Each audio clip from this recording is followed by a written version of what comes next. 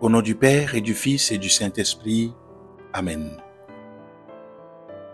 Bonjour, nous sommes jeudi 9 novembre. Quel est le programme de la journée? Comment les choses doivent-elles se dérouler? Être organisé est une bonne chose.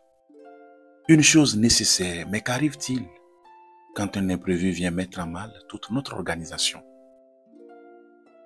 Il est également important de savoir lâcher du lest, sortir du contrôle. Offrons-nous aujourd'hui un peu de lâcher prise. Je commence donc par prendre le temps de bien m'installer. Ma position doit être confortable, tout en me permettant d'être bien présent à cette méditation. Je jette un œil sur la journée qui m'attend. Comment est-ce que je la projette? Y a-t-il des moments ou des activités qui demandent une certaine organisation de ma part? Je me prépare de quelle manière? Tout se passera peut-être de la manière que j'avais prévu ou peut-être pas. Comment est-ce que je réagis face à un imprévu? Est-ce que j'arrive à m'adapter avec souplesse?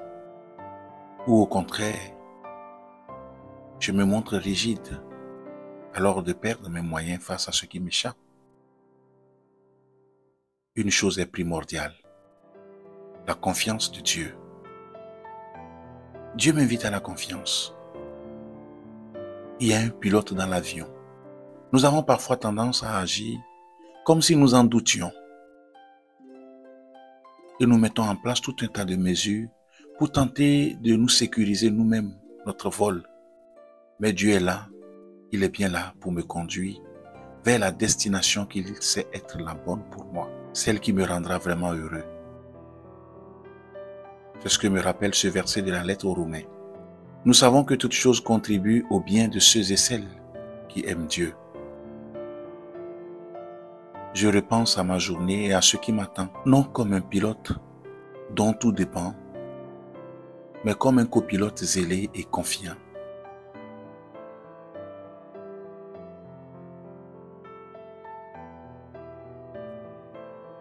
Je réfléchis à ce qui dépend de moi et à la manière dont je peux le préparer au mieux, tout en acceptant les aléas de ce qui ne dépend pas de moi et en les confiant à Dieu.